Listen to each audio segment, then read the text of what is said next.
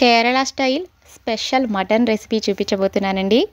స్పైసీగా రోటీ కాంబినేషన్లో సూపర్ ఉంది ఈ రెసిపీ. రెస్టారెంట్కి వెళ్ళాల్సిన పని లేకుండా ఇంట్లోనే ఇలా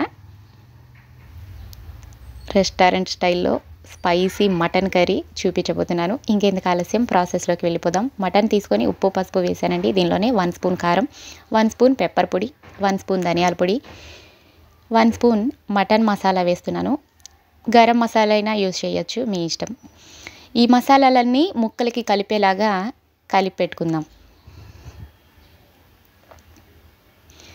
ఇలా కలిపి ముక్కల్ని ఫస్ట్ కుక్కర్లో మూత పెట్టి ఉడికించుకుందామండి. వాటర్ ఏమీ యూజ్ చేయట్లేదు.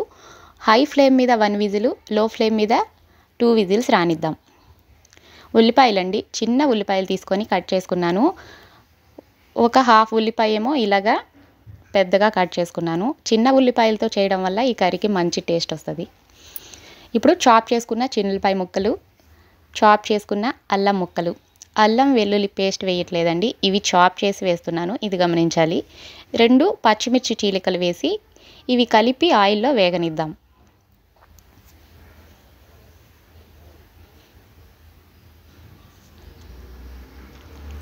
ఇప్పుడు ఇలా వేగిపోయింది కదా, దీనిలోనే 1 స్పూన్ కారం, 2 స్పూన్ల ధనియాల పొడి,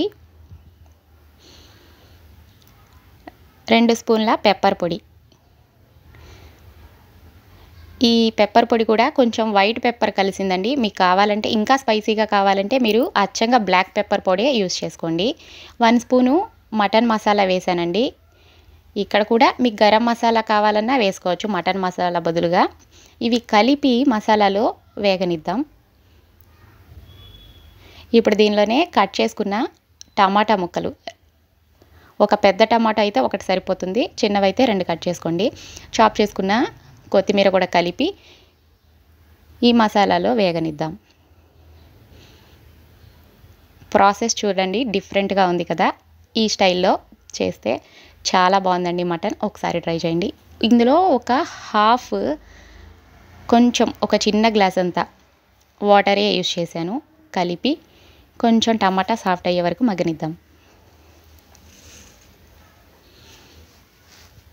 వాటర్ ఎక్కువ వాడలేదు, చూసారు కదా. ఇప్పుడు పక్కన కుక్కరు విజిల్స్ వచ్చేసినాయండి, మటన్ కూడా ఉడికిపోయింది కదా. ఇప్పుడు ఆ మటన్ని ఈ కర్రీలో వేసేసుకుందాం. మటన్లో కొంచెం సాల్ట్ పసుపు వేసాం కదా, ఇక్కడ సాల్ట్ అడ్జస్ట్ చేసుకొని వేసేస్తున్నాను. ఇప్పుడు ఈ మటన్ని మనం వాటర్తో సహా, కుక్కర్లో ఉన్న వాటర్తో సహా మటన్ని ఈ కర్రీలో డిప్ చేసేసుకుందాం.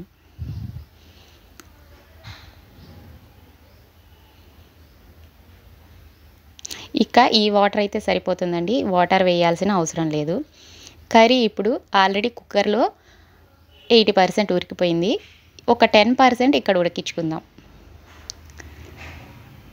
ఈ వాటర్ ఇవన్నీ కలిసిపోయేలా కలిపేసి మూత పెట్టి హై ఫ్లేమ్ మీద